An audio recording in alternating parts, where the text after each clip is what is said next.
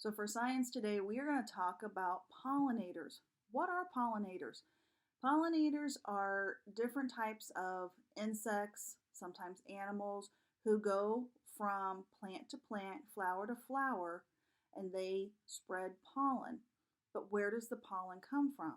So the pollen is a sticky, fine dust that's located inside plants and flowers.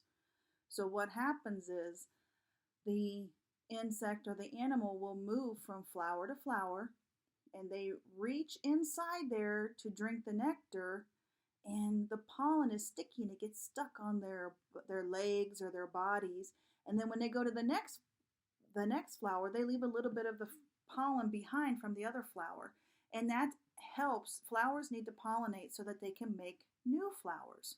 So that's how flowers make new flowers. So what I did was I went out and I found a flower in my yard today, and I'm hoping I can bring the camera down to give you a little bit closer look at what it has in it. So I'm going to pull this down just a little bit and hope that you guys can see it really well. So this flower, turn it like this, was off of a tree at my house, right outside my front window. So I went out there and grabbed it, and I thought I'm going to show the kids the different parts of the flower. So we talked a little bit when we did our math. We said that there were 4 parts of a flower: the roots, the stem, the leaves, and the petals, or the flower part. So let's talk about what's inside of here. These are the petals that are on the outside of the flower.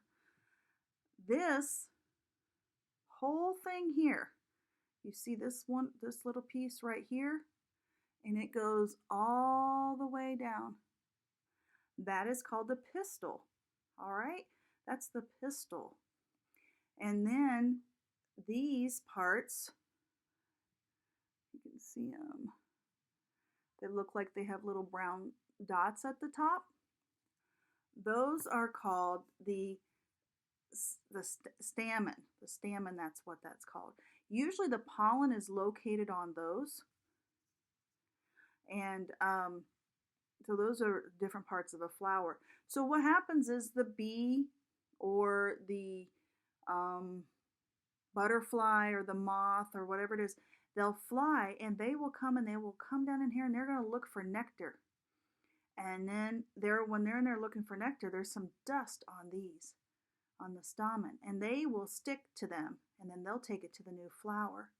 Now, I asked you in the video, the group time video, I said, what is that thing called, that's tubular, that they use to go inside here and drink the nectar?